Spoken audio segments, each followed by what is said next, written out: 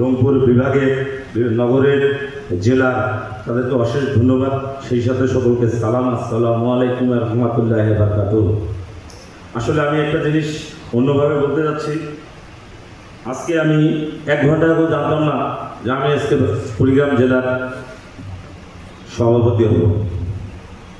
সকল প্রশংসা মহান আল্লাহ তাআলার। মানুষের কর্মেই ফল করে। আমি বিশ্বাস করি মানুষের কর্মেই মানুষকে সঠিক জায়গায় নিয়ে যায়।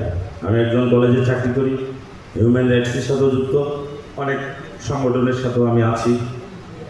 আমি ফরিদ খান সাহেবকে অন্তর থেকে ভালোবাসি, প্রচণ্ড ভালোবাসি। সেও যদি আজকে আমাকে বলতো যে সাহু ভাই আপনাকে কিন্তু চলে যেতে হবে, আমি আপনাকে সদস্য রাখতে পারবো না, আপনার চেয়ে অনেক বড় বড় লোক আছে, অনেক উচ্চশিক্ষিত লোক আছে কুড়িগ্রামে, আমি তাদেরকে দেবো, আপনি মনে কিছু নেবেন না, আমি কিন্তু সুন্দরভাবে চলে যেতাম। ফরিদ খান আজ থেকে 15 থেকে 20 দিন আগে আমাকে রিং দিয়ে বলছে সারা বাংলাদেশ মাদকের বিরুদ্ধে সাহু ভাই একটু লড়ালড়ি করতেছে, সরকারও লড়ালড়ি করতেছে, তা আপনি একটু উদ্যোগ নিলে, আপনি যেহেতু ক্রিয়াবহলের একজন ব্যক্তিত্ব, আমি জানি আপনি চেষ্টা করলেই সম্ভব।